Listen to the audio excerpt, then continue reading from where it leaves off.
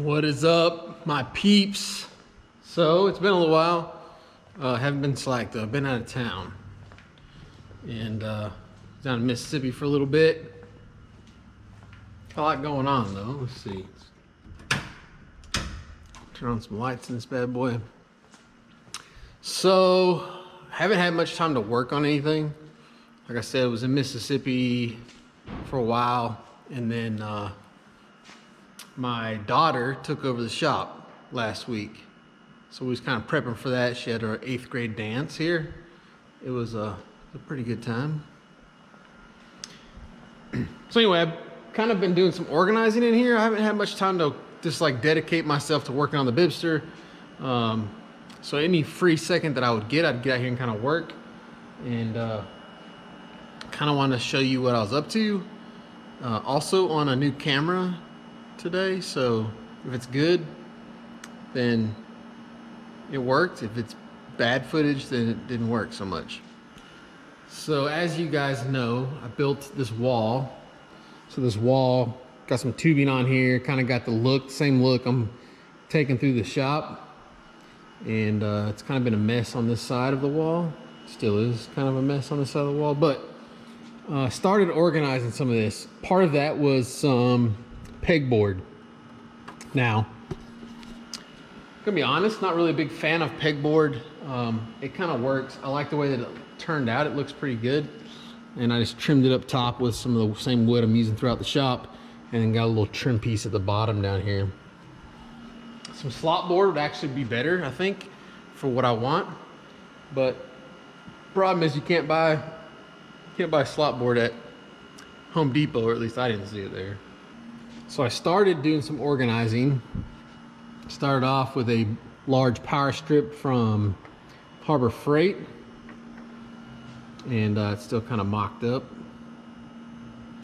But just started basically putting chargers on here. So I got several DeWalt's. These are the 12 and 20 volt DeWalt's up here. Same down here, so I can do either or. And then these are just the 12 volts here. So I could charge these on any of them, but I can only charge the big ones on these bad boys. And then obviously the Dremel and M12 Milwaukee set up there. So just getting started on that. Also got some of the spectacles. You're not familiar with these things. These are what they call Snapchat spectacles. And they're not the coolest looking glasses, but if you've ever seen like my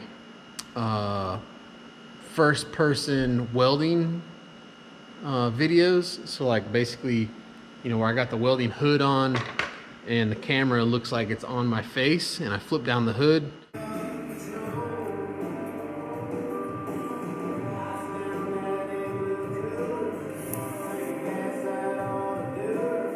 That's these.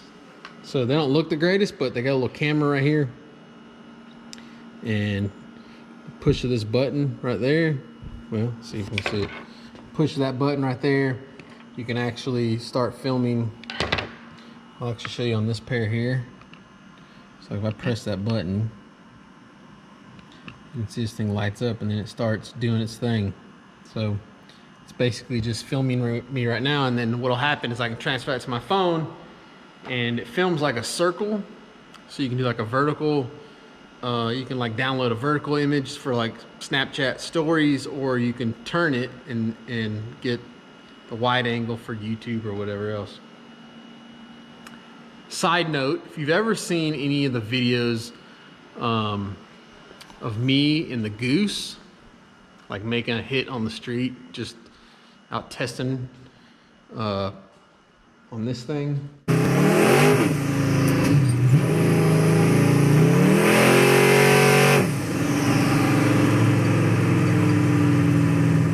That was done with the Snapchat spectacles. So, fun fact, if you ever wondered how I got that footage, it wasn't a GoPro, it's a pair of glasses. They work pretty good.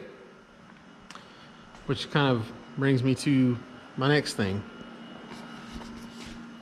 I've actually purchased some GoPros. So this one is the GoPro Max 360 camera. So this thing will film 360 degrees. It's got some covers on it right now. So you pop a cover off, there's one of the lenses. That one's covered up, but it's got dual lenses, and it will basically, each lens on this thing will film 180 degrees, which kind of amazes me because that thing doesn't hang out enough, but it'll do it. And then what it does is it automatically stitches the two together. If you're not familiar, most people are familiar with these, but it'll actually stitch. So it'll film, one camera will film 180 degrees, and then the other side will film 180 degrees, and actually stitches the seams together pretty seamlessly, where you don't really know. And it'll do like a 360 degree camera, allows you to do 360 degree images. You can film in 360 degrees, but then afterwards in like post editing, you can like just turn, you can almost pan wherever you want as the footage rolls out, which is also cool. So like I could film some stuff and it won't necessarily be a 360 video on YouTube, but I'll have footage of everything, so I can kind of pan that stuff wherever I want it to go.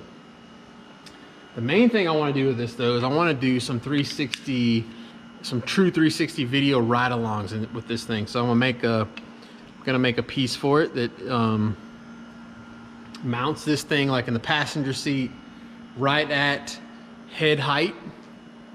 So, and then we'll go for rides. We'll take you for a ride in the Fab Cab, take you a ride in the Goose, obviously the Bibster when it's done. And then as a viewer, you can sit there with your phone and just move your phone, and you can kind of pan around the car. You can like look down, you can look at the buttons, the switches. You could critique me on all my skills on the inside. You can look in the back seat. If you're on a PC, you can actually move the screen however you want to. So obviously you guys that are familiar with 360 video, you'll know what I'm talking about. Those that aren't, it's pretty crazy what you can do. So that's the plans with that. I want to do some 360 stuff, and then I think I'm gonna do some interactive 360 where I let you guys choose what we do. So for instance, in the Goose, we'll be riding, we'll be kicking it. You'll feel like you're in the passenger seat. And then I say, hey, you know, what you want to do? You want to do burnout? You want to do a donut? You want to put this thing on the trans brake and launch it? What you want to do? And then you get to select what you do, and they'll roll into that video. Which is kind of why I've kind of waited to do any kind of Goose videos up to this point, because I've got an idea in my head that I want to do, and just haven't really done anything yet. So that's that. And then I'm also filming on a Hero 8, trying that out. So it's a GoPro Hero 8. These things are pretty cool. Doing some trick stuff. I got a mount that goes in my welding helmet, and it actually like hangs like right on my forehead. See, I think it goes like this, and so that the GoPro actually hangs like right on my nose. It's not the best thing for welding, but it'll be really good for you guys to be able to see first person, puddle, hood. So anyway, gonna do that. Bought a bunch of mounts. Got some battery chargers just stuck up here for right now, but the plan is to take these and put them down here somewhere on the bottom where they're not sitting up there. Then obviously the rest of my camera stuff, odds and end pieces. Got the Canon G7X, that's my go-to. The 6D, great camera, but I don't use it that much. The M50, got it on the what is this thing called? The bouncer thing. I know what it's called, it just lost me. But anyway, which comes to another point that I've got is that I don't, I've got all this fancy shit. I mean, this is probably a $2,000 DSLR, or almost 2,000 bucks. If not, I don't remember exactly how much it was. And I rarely use it. I don't really use the M50 much. Definitely don't use this gimbal. That's what it's called, a gimbal. Definitely don't really use the gimbal. And mainly because it just is too much work. It's like the more work I have to do to film the stuff, the less likely I am to do it. So I've kind of acquired all this stuff over time and don't really use it that much. Maybe if I do some high quality stuff, my Amazon documentary I'm gonna do, maybe I'll use it more. I don't know. I mean, I'm on a GoPro right now, so I mean that kind of tells you where I'm at. Honestly, my favorite thing to film with is the G7X. The only thing I don't like about this is it doesn't really focus very well on my face.